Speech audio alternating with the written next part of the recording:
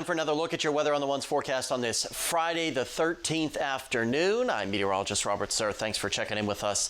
And, you know, there is good news. It has been a little on the unsettled side. We have those shots of cooler air, but we are just 7 days. Next Friday, we reach the first day of spring, the spring equinox, and we say goodbye to winter. Now, we still do have a little bit of wintry weather, possibly in the forecast in the 7-day, which you'll see here in just a second. Lots of sunshine rest of the afternoon with very windy conditions.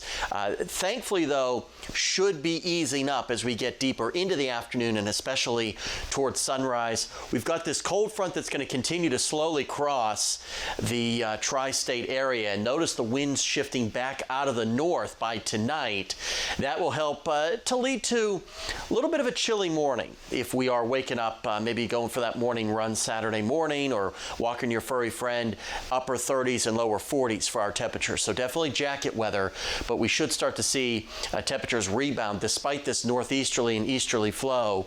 We're back up into the mid to upper 50s by the lunch hour on our Saturday. Notice the winds, you know, backing off a little bit as we go through the remainder of the afternoon. Certainly good news, as high temperatures today will top out in the 60s here for just about everybody, a few upper 60s west of the Tennessee River. So upper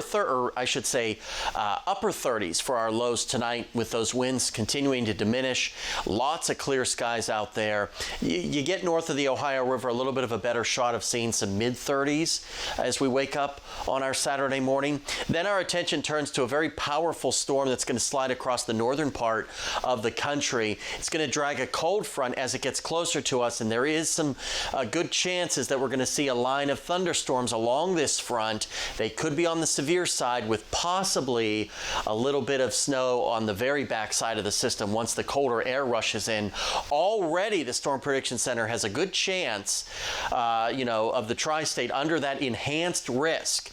Most likely going to be a damaging wind threat on Sunday, but can't rule out a couple of brief, spin-up tornadoes. So you're going to want to keep checking back with us for updates on that. Notice the temperature drop on Monday. We go from 77 to 37, still in the 30s for St. Patrick's Day.